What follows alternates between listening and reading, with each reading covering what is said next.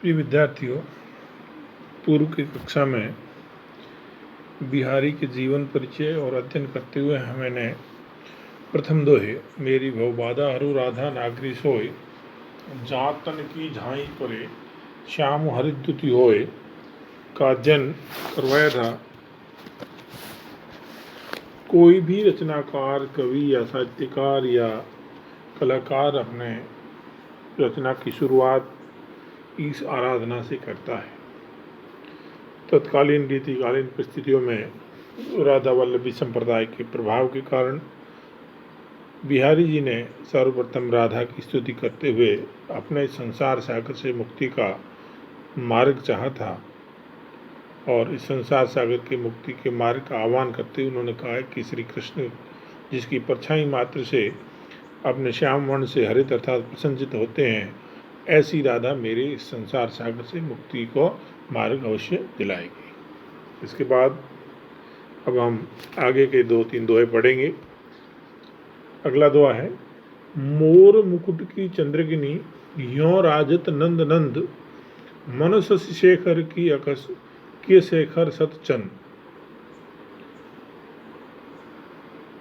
श्री कृष्ण के सर पर विराजित मोर मुकुट, उस मुकुट की शोभा का वर्णन करते हुए कवि बिहारी कह रहे हैं कि उनके सर पर लगा हुआ मोर मुकुट और उस मुकुट की जो चंद्रकिनी है अर्थात चंद्रमा के समान दिखाई देने वाली जो चंद्रिकाएं हैं, वो चंद्रिकाएं ऐसा लग रहा है जैसे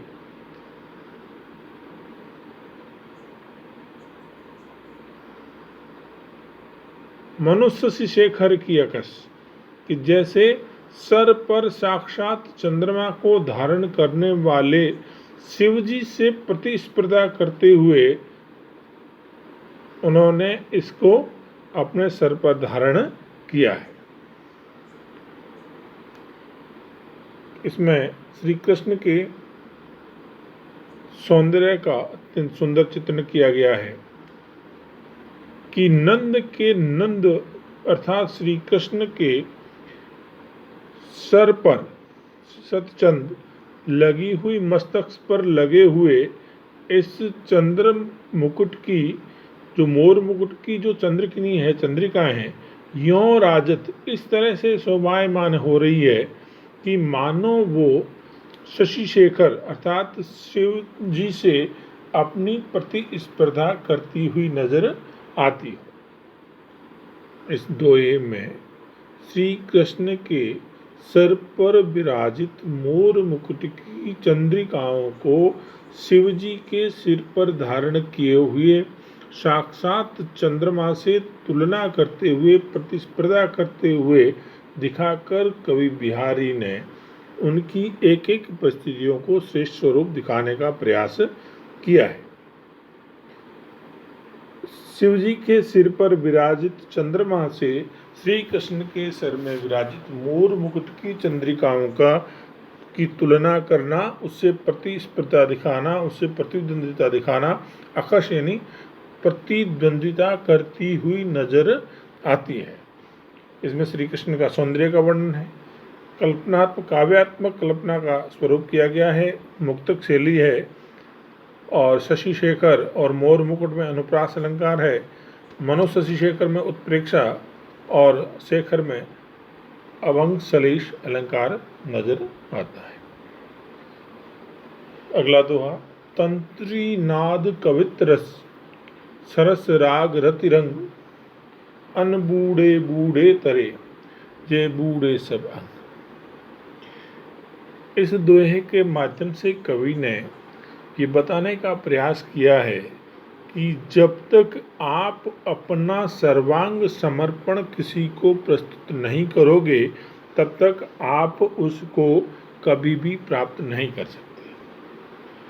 उदाहरण के द्वारा उन्होंने बताया है कि वीणा की झंकार, तंत्री नाद, वीणा की झंकार अर्थात संगीत की मधुर ध्वनि और कविता का आनंद, कवित्रस और कविता का आनंद और सरस राग यानी सुंदर गाना मधुर गीत और रतिरंग और प्रेम की क्रीड़ा अर्थात रति क्रीड़ा में जो नहीं डूबा है, उसके जो रंग में नहीं रंगा है, अर्थात जो उसमें तल्लीन नहीं हुआ है, वो तो वैसे ही डूब गया है। अनबूढ़े बूढ़े यानी जो उसमें नहीं डूबा है वो डूब गया है। बूढ़े यानी डूबना। अनबूढ़े जो इसमें नहीं डूबा है, अर्थात जिसने अपने आप को समग्र समर्पित नहीं किया है, वो तो डूब गया है। और तरे कौन तिर सकता है?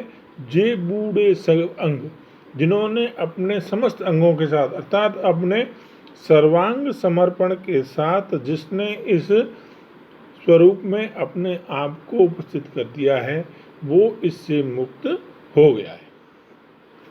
दोबारा सुने कि किसी भी वस्तु की प्राप्ति और श्रेष्ठता के लिए उसमें पूर्ण तल्लीनता चाहिए।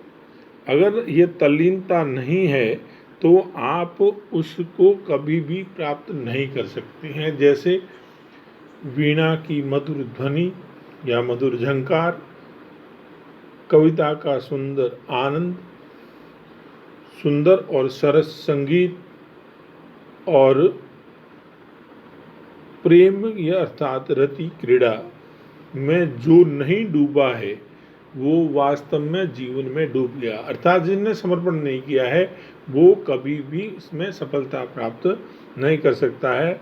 और जो डूबे सब, जो बूढ़े सब अंग, जिसने अपने आप को समस्त अंगों के साथ सर्वांग रूप से समर्पित कर दिया है, वो इस संसार सागर से मुक्त हो गया है, तिर गया है, पार हो गया है।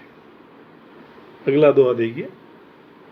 कोटि जतन को करे प्रेम प्रकृति बीच, नल बल जल ऊंचो चढ़े अंत नीच को नीच। इसमें कवि बिहारी जीवन में कितने ही उपाय कर लिए जाए, परंतु व्यक्ति कभी भी अपने स्वभाव में अंतर नहीं ला सकता।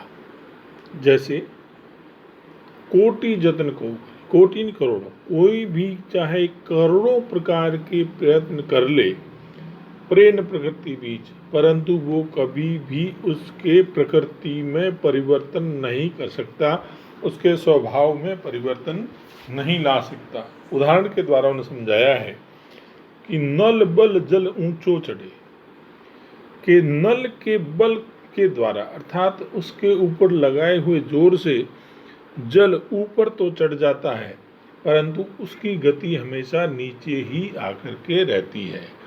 ऐसे ही अगर कोई व्यक्ति किसी श्रेष्ठ व्यक्तियों या श्रेष्ठ स्वरूपों के साथ में बैठ भी जाए या रह भी जाए, तो भी वह अपनी कभी प्रकृति नहीं छोड़ेगा। जीवन में कभी भी प्रकृति या स्वभाव में परिवर्तन नहीं आता है, चाहे कोई कितना ही करोड़ों उपाय कर ले। जैसे नल के बल से पानी ऊपर चढ़ता है, परंतु वो अंत में नीचे आकर के ही बैठता है। जप माला छापा तिलक सरेन एको काम, मन कांचे नाचे व्रता और सांचे रांचे राम।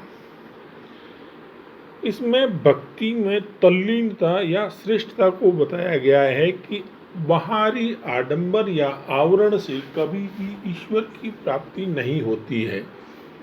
माला का जपना, छापा या तिलक लगाना, इससे सरेन एको काम, इससे कोई भी काम नहीं चलता है। सरनायनी सिद्ध होना, सफल होना, इससे एक भी काम सिद्ध नहीं होता है।